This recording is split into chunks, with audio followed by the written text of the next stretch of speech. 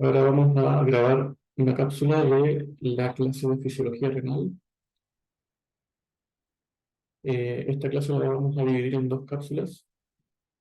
Primero vamos a hablar sobre la organización del sistema urinario y la formación de la orina. Y en la segunda cápsula vamos a revisar los temas de regulación de la función renal y cómo se regula el pH a nivel sistémico. Con respecto a la primera parte, el sistema renal tiene distintas funciones, principalmente la mantención de los volúmenes corporales, ya que el cuerpo siempre está bebiendo agua eh, y este volumen debe ser reemplazado y balanceado con la ingesta. Por otra parte, la excreción de sustancias solubles en agua se logra mediante la excreción en la orina y eso es una de las funciones del sistema urinario, específicamente del riñón. Entonces, cuando nosotros ingerimos volúmenes o, por ejemplo, agua, líquidos, estos volúmenes que ingresan van a entrar directamente al plasma a través del sistema digestivo y se van a equilibrar con los líquidos del cuerpo, el líquido intersticial y el líquido intracelular. Pero estos volúmenes que ingresan deben ser balanceados con lo que excretamos para que este balance de volúmenes se mantenga constante y mantener la homeostasis. El sistema urinario está compuesto por principalmente el riñón, los uréteres, la vejiga y la uretra. En el riñón va a ser donde se produce la orina. Los uréteres son tubos que conectan el riñón con la vejiga, que es donde se almacena la orina, hasta que esta es eliminada a través de la uretra en el proceso de micción. En esta clase nos vamos a concentrar en la función del riñón, que es este órgano que se ve aquí, que es, es algo como un ovoide envuelto por la cápsula renal, que está dividido en una corteza renal, la parte más exterior, y una médula renal, en la parte más interior, y el pelvis renal, que va a ser donde se almacena la orina hasta que es transportada por el uréter hacia la vejiga. La orina se produce en estas pirámides renales, que es donde se encuentran las nefronas o los nefrones, que es la unidad funcional que va a ser la que produce finalmente la orina. La orina se produce en el nefrón y se transporta a través de los cálices hacia la pelvis para ser llevada por el uréter hacia la vejiga. El nefrón, como dije, va a ser la unidad funcional del riñón y es la estructura donde se produce la orina. El riñón tiene esta organización funcional, perdón, el nefrón tiene esta organización funcional. Una parte del nefrón se encuentra en la corteza renal y la otra parte en la médula. Esto va a ser importante en la regulación de la función, como vamos a ver más tarde en la clase. El nefrón tiene una cápsula de Bowman, donde se encuentra el glomerulo, y un sistema tubular, donde tenemos un túbulo proximal que va a transformarse en el asa de Henle, en la médula, y que luego vuelve a la corteza en el túbulo distal, el túbulo conector o colector, y los túbulos colectores corticales y túbulos colector medulares. Estos túbulos colectores van a fusionar, van a juntarse desde distintos nefrones para formar el conducto colector que finalmente va a llevar a la pelvis y para transportar la orina hacia la vejiga. La sangre va a entrar hacia el nefrón a través del glomérulo y en el glomérulo el contenido del plasma se va a filtrar hacia la cápsula de Bowman y el riñón filtra una gran cantidad de plasma al día, alrededor de 180 litros por cada día. Por lo tanto, todo el plasma, toda la sangre pasa muchas veces por el riñón cada día. Y este plasma que se filtra va a ser procesado en cada uno de los segmentos del nefrón para producir la orina final. Entonces, en cada segmento se van a absorber o secretar distintas sustancias. Eh, la producción de orina requiere el procesamiento del plasma como ya dije, en el nefrón, y esto va a permitir excreción y reabsorción de distintas sustancias. Es facilitado por una alimentación sanguínea muy extensa en el nefrón, gracias a dos lechos capilares que están organizados en serie. La alimentación sanguínea del nefrón o del riñón en general es un gran porcentaje del gasto cardíaco, alrededor del 22%. Por lo tanto, el riñón recibe una gran cantidad de sangre todo el tiempo. La sangre entra al nefrón a través de la arteriola deferente, que alimenta directamente al glomérulo, y los capilares del glomérulo van a formar la arteriola eferente, que luego se va a dividir en los capilares peritubulares, que alimentan a los túbulos, al sistema tubular del nefrón. Este sistema de lechos capilares en serie es un sistema único y lo que permite es mantener o regular la presión de los sistemas capilares de forma independiente. Entonces tenemos dos arteriolas que separan estos lechos capilares que pueden regular o que mantienen presiones distintas en estos dos lechos capilares.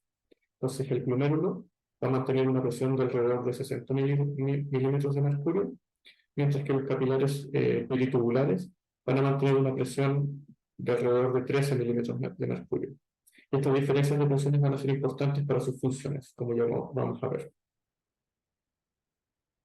Entonces, en el nefrón vamos a tener distintos segmentos que van a operar para realizar principalmente 4 funciones que son las que permiten la producción de la orina. Entonces, en el glomérulo, como ya dije, la sangre va a entrar y parte del plasma se va a filtrar hacia afuera de los capilares y va a entrar en la cápsula de Bowman. Entonces, primero vamos a tener la filtración del plasma para generar la orina incipiente. Y la cápsula de Bowman va a permitir el paso de este líquido hacia el sistema tubular. En el sistema tubular vamos a tener procesos de reabsorción, donde agua y otras sustancias van a ser transportadas desde los túbulos hacia los capilares peritubulares. Además, vamos a tener procesos de secreción, donde sustancias son transportadas desde los capilares peritubulares hacia el sistema tubular. Y finalmente, vamos a tener un proceso de excreción, donde el contenido final del túbulo va a ser transportado hacia la vejiga para la excreción en la orina. Entonces, ahora vamos a ver los procesos que permiten la formación de la orina en cada uno de los segmentos del nefrón. Como ya dije, los procesos de filtración, reabsorción y secreción van a determinar la excreción de distintas sustancias, incluyendo el agua. Y la excreción de una sustancia va a ser entonces va a depender de cuánto se filtra, cuánto se reabsorbe y cuánto se secreta. Entonces eso va a determinar cuánto de una sustancia determinada vamos a excretar en la orina. Y dependiendo de estos distintos procesos, distintas sustancias pueden pertenecer a distintos grupos, ya que algunas sustancias pueden ser reabsorbidas y secretadas con distintas eficiencias. Por ejemplo, una sustancia puede ser solamente filtrada y entonces va a filtrar en el glomérulo, va a pasar al sistema tubular y ningún otro proceso va a afectar su concentración en la orina y va a ser excretada directamente.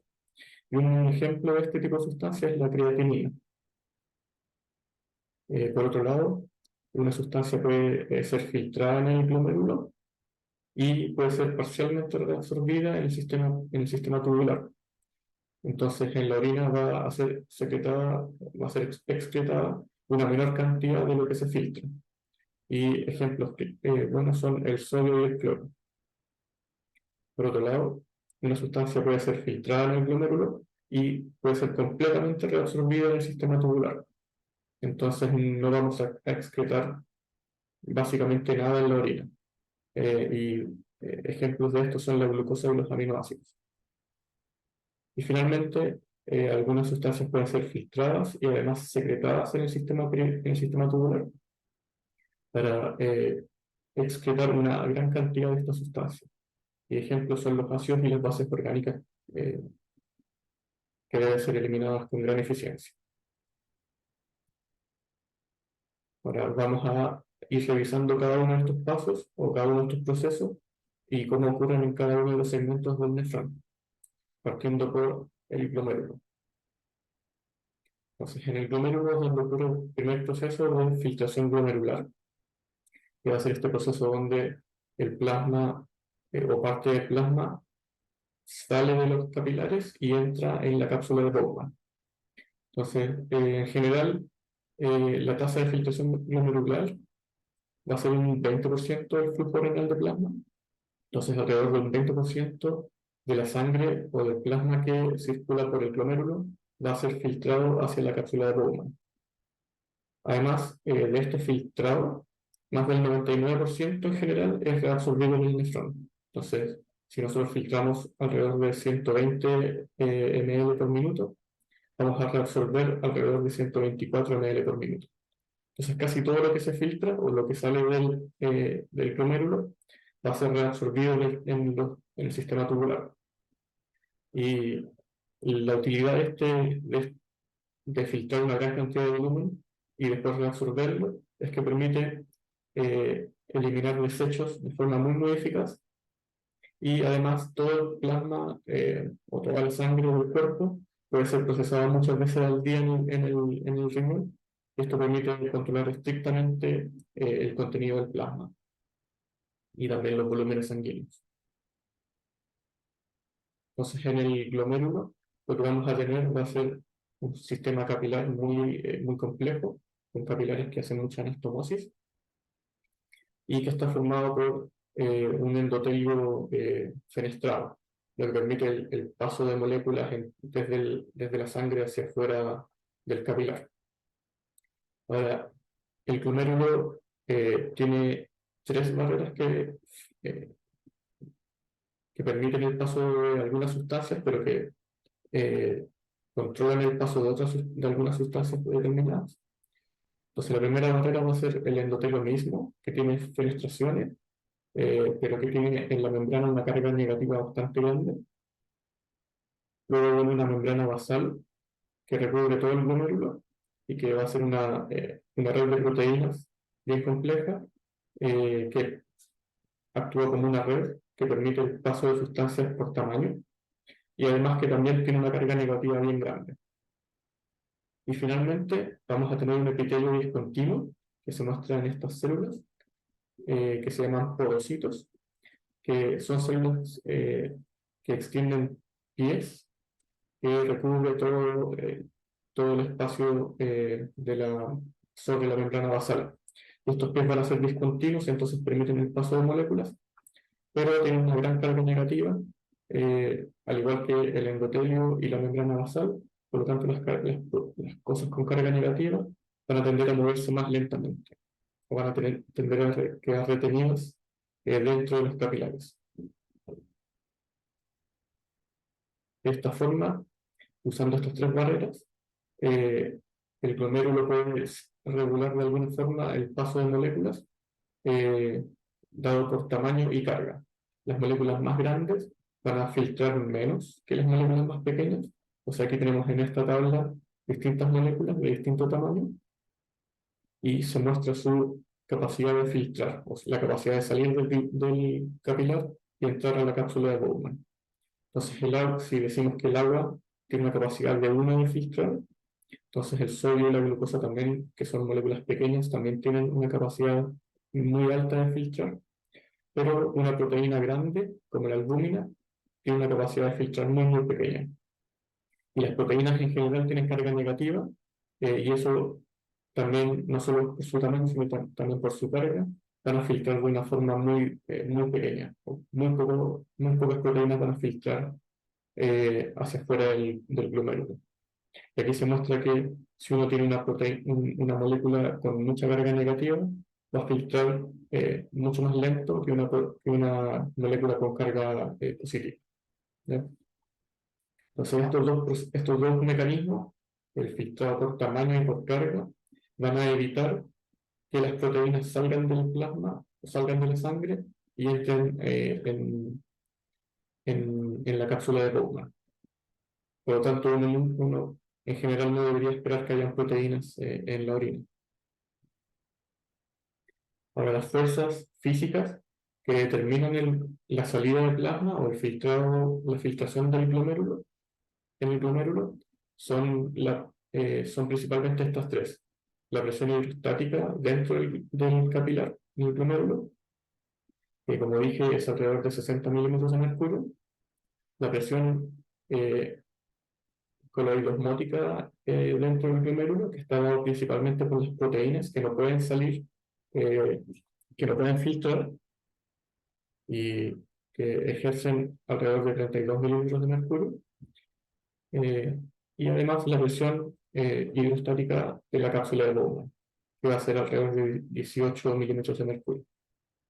Entonces, si uno eh, resta, le resta estas dos fuerzas que mantienen el líquido dentro del capilar, a esta fuerza que ejerce o que hace que el líquido salga del capilar, tenemos en general o normalmente alrededor de 10 milímetros de mercurio que empujan el líquido hacia afuera del capilar. Entonces eso es lo que permite que el plasma se filtre.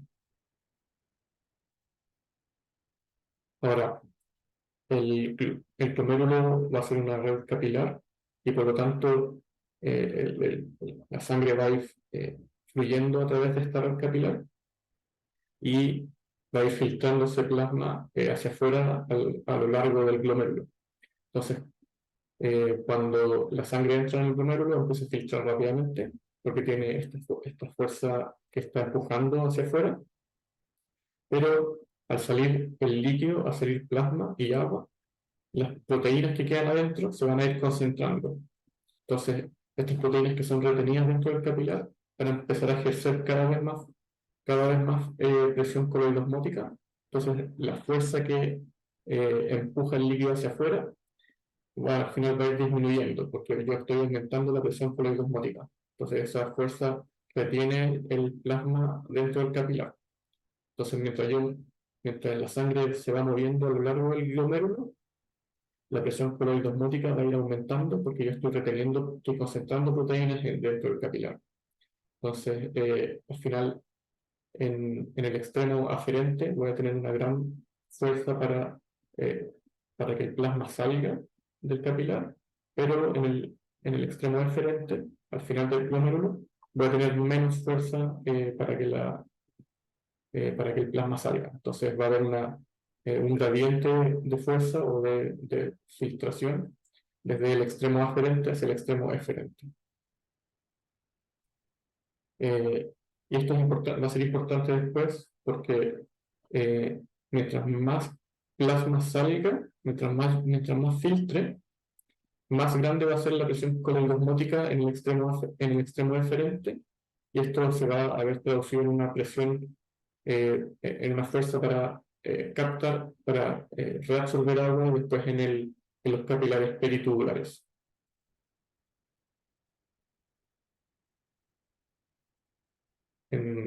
Bueno, como dije antes, en el glomérulo vamos a tener una arteriola aferente antes del glomérulo y una arteriola eferente después del glomérulo. Y estas dos arteriolas permiten regular la presión glomerular de forma relativamente independiente, y eso permite controlar la tasa de filtración. Entonces, por ejemplo, si yo eh, induzco constricción de la arteriola aferente, aumento la resistencia de esta arteriola y puedo reducir la tasa de filtración en el glomérulo. Entonces, esto va a disminuir la presión glomerular y entonces tenemos menos fuerza que induce la salida de líquido desde el glomérulo, y entonces reduzco la tasa de filtración. Y aquí en este gráfico se muestra la resistencia de la arteriola eferente, o sea, la constricción, y a medida que aumento la resistencia de la arteriola aferente, disminuyo la filtración glomerular, porque disminuye el flujo sanguíneo. Y si yo hago constricción de la arteriola eferente, va a tener un efecto complejo sobre la tasa de filtración. Esta constricción va a disminuir el flujo y va a aumentar la presión en el glomérulo. Por lo tanto, si yo aumento la presión, voy a tener más fuerza para que salga líquido desde el capilar hacia la cápsula de Bowman. Y entonces, si yo si yo aumento la resistencia eferente un poco, voy a aumentar la filtración glomerular, porque estoy aumentando la presión. Pero si yo la aumento mucho, esta presión muy aumentada va a hacer que salga mucho líquido del capilar, y eso va a concentrar demasiado las proteínas.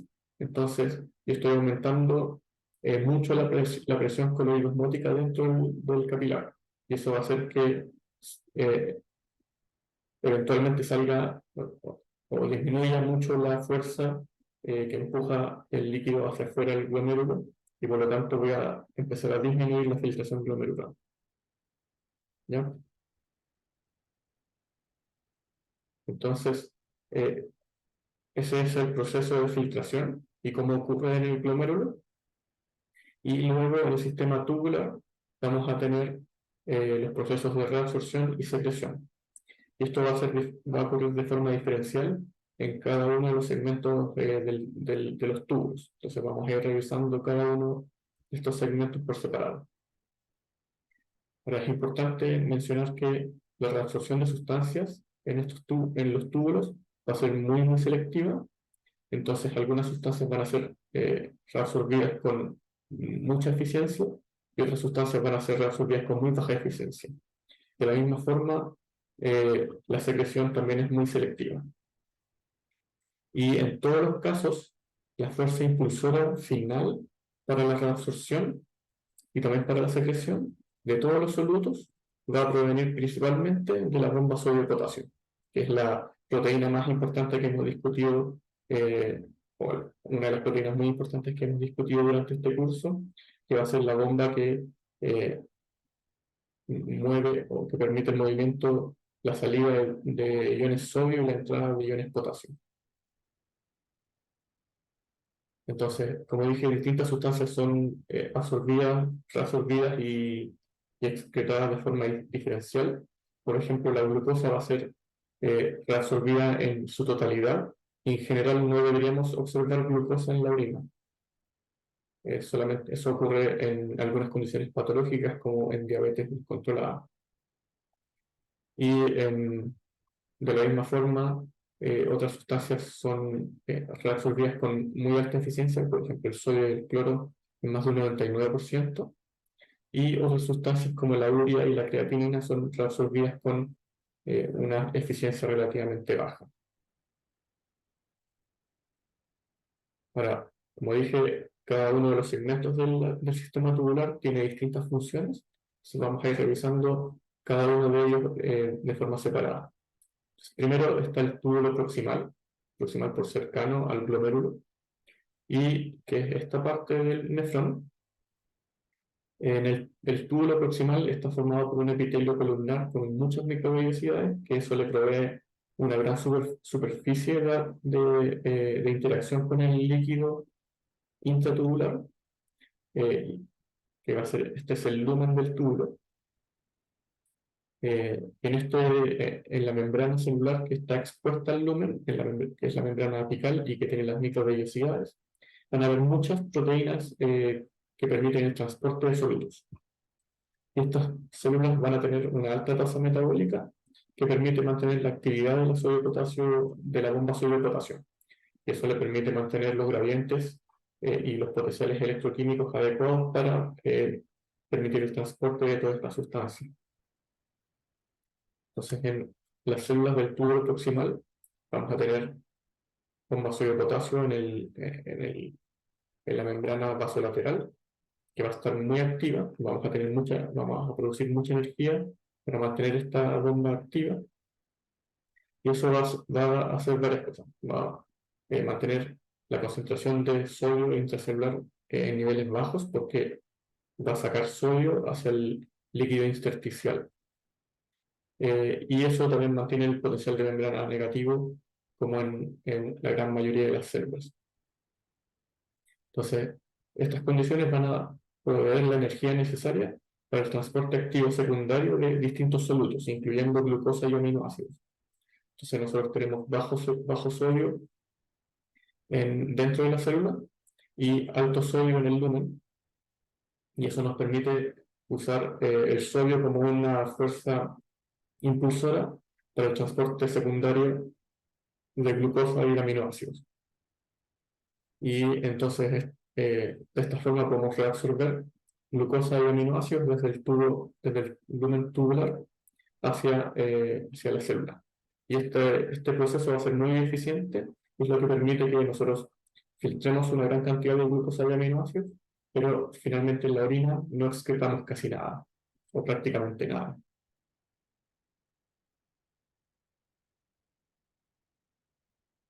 Además, el túbulo proximal va a ser muy permeable al agua, y esto se debe a principalmente dos mecanismos.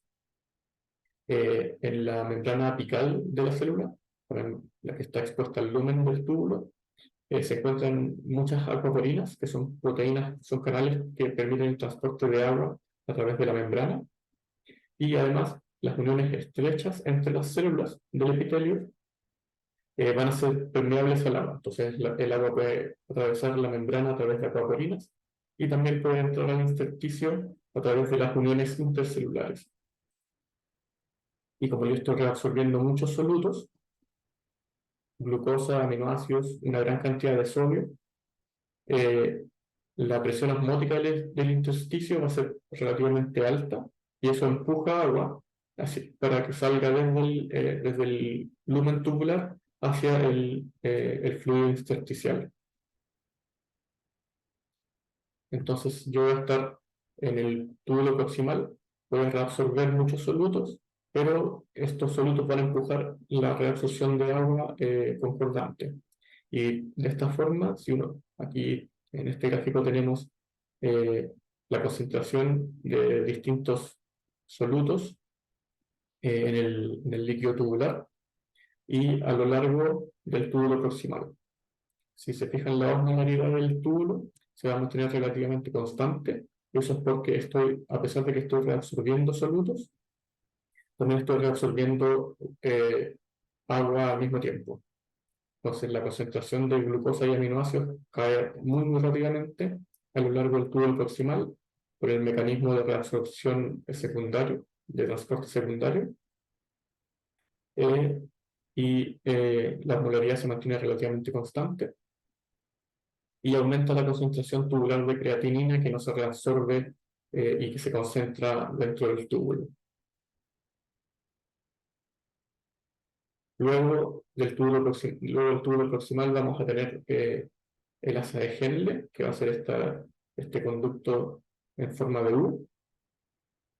Y el asa de Henle se va a dividir principalmente dos segmentos: el asa descendente delgada, o tres segmentos en realidad: el asa descendente delgada, el asa ascendente delgada y el asa ascendente gruesa. Entonces, en el asa descendente delgada vamos a tener un segmento con un epitelio muy delgado, que no tiene microvellosidades y con baja actividad metabólica.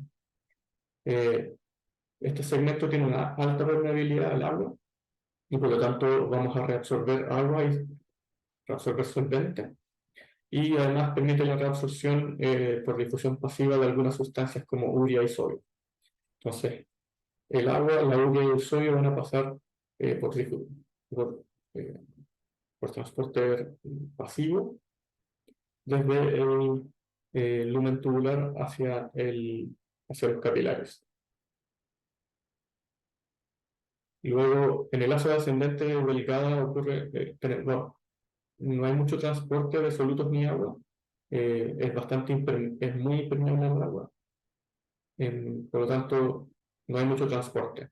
Pero luego viene el segmento del lazo ascendente gruesa, que es prácticamente impermeable al agua, por lo tanto, no vamos a transportar agua en este segmento, pero tienen una gran capacidad de reabsorber sodio, cloro y potasio. Las células de este segmento también van a tener muchas microvellosidades y con una alta tasa metabólica, lo que va a permitir este transporte activo eh, de grandes cantidades de estos solutos. Y el mecanismo principal para el transporte de estos iones va a ser una proteína específica que se llama NKCC2, que es el cotransportador de un sodio, dos cloros y un potasio. Entonces este canal está en la membrana apical y permite el movimiento, el cotransporte de un ion sodio, dos iones cloro y un ion potasio. En- Además, en la membrana apical de la célula vamos a tener canales de potasio que permiten la salida de este ion potasio hacia el lumen por su gradiente electroquímico. Eso va a mantener una carga relativamente positiva en el lumen tubular. Esta carga positiva va a empujar iones magnesio y calcio hacia fuera del lumen, hacia el líquido intersticial, a través de las uniones intercelulares. Entonces, en esta sección del sistema tubular, vamos a tener una gran reabsorción de muchos iones, pero no de agua. Y al no reabsorber agua, eh, vamos a generar un ambiente hiposmótico dentro del lumen, en esta sección.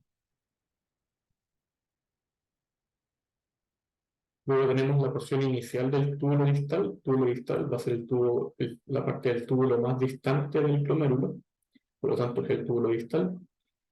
Y en su porción inicial vamos a tener células con un epitelio columnar con microvellosidades, que es impermeable al agua y que permite la reabsorción de sodio y cloro. Esto va a estar mediado por el cotransportador sodio-cloro. O sea, el sodio siempre va a ser una de las fuerzas que permiten el transporte de otros iones y otras sustancias hacia adentro de la célula desde el lumen del túbulo. Y esta fuerza viene dada por su gradiente electroquímico, que de nuevo está dado por la sodio-potasio, la bomba sodio-potasio.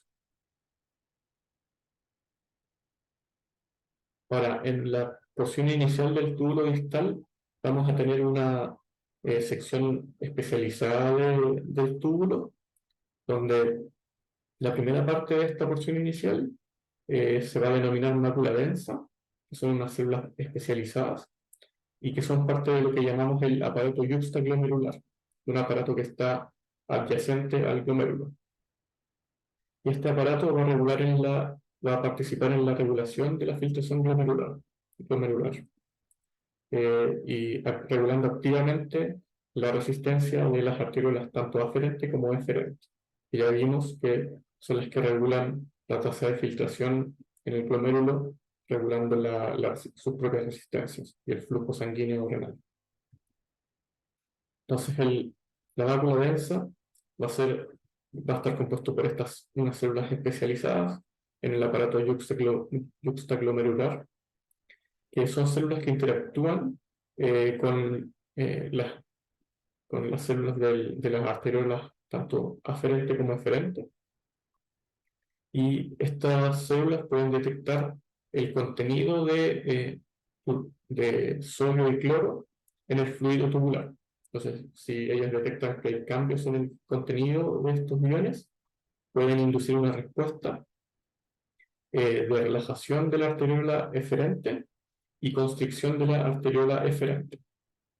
Y este sistema de regulación lo vamos a llamar la retroalimentación túbulo-glomerular, porque es una retroalimentación entre el túbulo y el glomérulo. Entonces, esta regulación eh, va a tener va a ser un circuito similar a esto, donde si tenemos por ejemplo, una disminución en la presión hidrostática del glomérulo, vamos a tener una menor filtración glomerular y eso va a disminuir el contenido de cloruro de sodio en el túbulo que va a ser detectado por la mácula densa. Y eso va a tener dos efectos. Primero, va a relajar la arteriola aferente, disminuyendo su resistencia, y eso va a aumentar la presión hidrostática glomerular, y entonces aumentar la filtración glomerular. Y por otro lado, las células de la mácula densa van a liberar renina para la activación del sistema angiotensina, y la angiotensina 2 va a inducir la constricción de la arteriola eferente y aumenta su resistencia, y eso también va a aumentar la presión hidrostática del glomérulo para aumentar la filtración. Eh, es, es importante notar que la angiotensina en este sistema solamente activa la constricción de la arteriola eferente, porque la arteriola aferente no tiene receptores de angiotensina.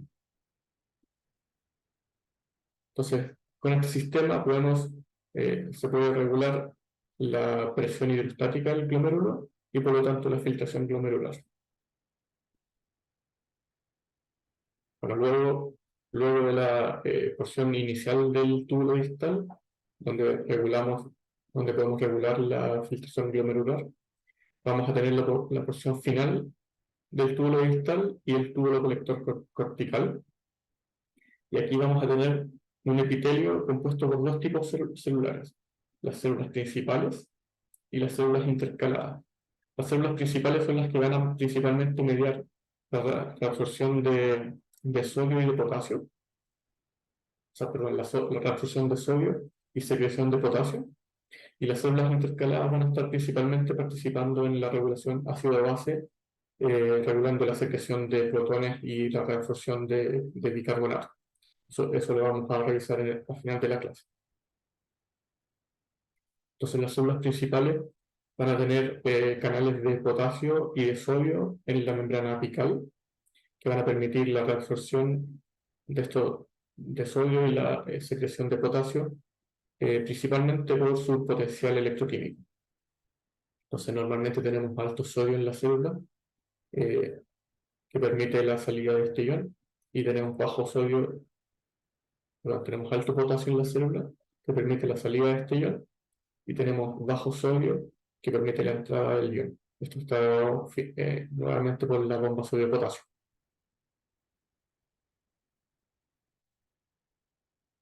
Y finalmente tenemos el segmento del túbulo colector medular. Esto ya va a ser en la médula del riñón, que permite la reabsorción variable de agua, que esto va a ser regulado por hormonas, y ya vamos a ver cómo es ese proceso. También permite la reabsorción de urea y la secreción de protones para la regulación del balance ácido-base. Entonces, con eso terminamos la discusión de los distintos segmentos del nefrón que permiten la formación de la orina. Y ahora vamos a entrar en la segunda parte de la clase, en la regulación de la función renal.